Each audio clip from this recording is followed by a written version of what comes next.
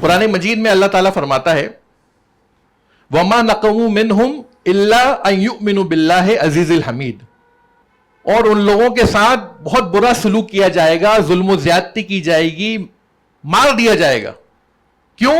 سوائے اس لیے کیونکہ وہ اللہ میں مانتے ہوں گے. یہ سورہ بروج کے اندر اللہ تعالیٰ نے بتا دیا کہ آپ کے ساتھ ظلم و زیادتی ہوگی، برا برتاؤ کیا جائے گا، بدسلوکی کی جائے گی، بلکہ یہاں تک کہ آپ کو قتل کر دیا جائے گا. قتل و غارت گری بھی ہوگی آپ کے ساتھ.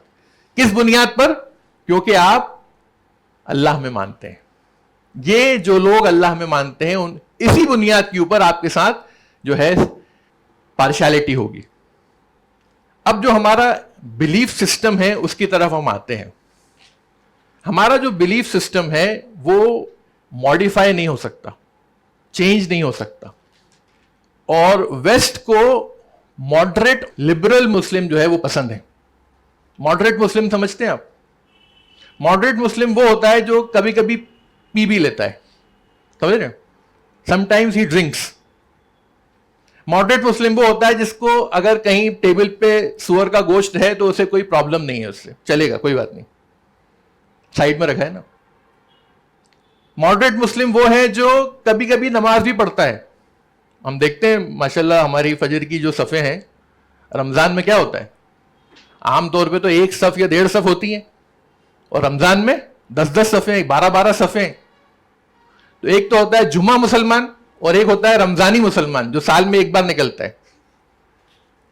اور ایک ہوتا ہے کیا، جمعے والا مسلمان جو جمعے کی نماز میں آپ کو جو بھیڑ دکھتی وہ عام اس میں آپ کو نہیں دکھتی. اور یہ لوگ جو ہیں ماڈریٹ مسلم یہ لیڈیز سے ہاتھ ملا لیتے ہیں. دے شیک ہینڈ وتھ لیڈیز. شراب مراب پینے میں کوئی ان کو مسئلہ نہیں ہے، اس میں کبھی کبھی پی لیتے ہیں. تو ماڈریٹ مسلمز کو پروموٹ کرو، لبرل مسلمز کو پروموٹ کرو، اور باقی جو فنڈامنٹلسٹ مسلمز ہیں ان کو ختم کرنے کی کوشش کرو. یا تو انہیں کنورٹ کرو ماڈریٹ مسلم میں، یا پھر ان کو جیلوں میں ڈال دو، کہیں بھی کر دو. تو یہ جو فنڈامنٹلسٹ مسلم ہے وہ کون ہے؟ جو شراب نہیں پیتے، جو سور کا گوشت نہیں کھاتے، 5 وقت کے نمازی ہیں، عورتوں سے ہاتھ نہیں ملاتے. تو ایسے لوگوں کو ہمیں کیا کرنا ہے، یا تو ہمیں کیا کرنا ہے ان کو کنورٹ کرنا ہے ماڈریٹ میں، یا پھر اگر وہ نہیں ہو پاتے تو پھر ان کو جیلوں میں ڈال دو، سب الزام لگا دو، ٹیررزم کے الزام لگا دو، پھنسا دو کسی اس میں. تو یہ چیز جو ہے. اچھا، یہودیت جو ہے جوڈائزم، اس کے یعنی اس کے اندر ریفارمیشن آیا، چینجز آئے. کرسچینٹی میں ہم نے دیکھا کیسے چینجز آئے. پوپ سے پروٹیسٹنٹ آئے، بائبل کو ہٹا دیا گیا، چرچ اور اسٹیٹ کو الگ کر دیا گیا. مطلب کتنے چینجز آتے رہے ریفارمیشن. اسی طرح انہوں نے سوچا اسلام کے اندر بھی ہم ریفارمیشن لائیں گے، بدلاؤ لائیں گے اسلام میں بھی. اور یہ بدلاؤ لانے کی کوشش کی جا رہی ہے، لیکن الحمدللہ 1400 سال سے اسلام کے اندر بدلاؤ نہیں ہو پایا. قرآن آج بھی وہی ہے، احادیث آج بھی وہی ہے. تو یہ جو بدلاؤ وہ لانا چاہ رہے ہیں یہ ابھی تک پاسبل نہیں ہو پایا ہے. کوشش کی گئی تھی 20ویں صدی میں ایجپٹ کے اندر، ترکی کے اندر، کہ کسی طرح سے ماڈرن اسلام کو ماڈرنائز کیا جائے، ماڈرن ویلیوز سے وہ میچ ہو جائے، ویسٹرن سویلائزیشن میں فٹ ہو جائے اسلام. یہ ساری کوششیں کی گئی. ٹرکی میں آپ دیکھیے اتا ترک کے زمانے میں کیا نہیں ہوا.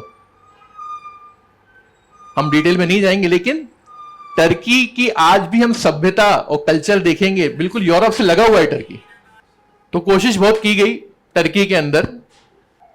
حجاب کو بین کیا گیا، اذان کو ٹرکی میں دیا گیا، مسجدوں کے اندر چرچ کی طرح کرسیاں ٹیبل چیئر لے کے آئے گئے، نماز جو ہے وہ ٹرکش میں پڑھائی گئی.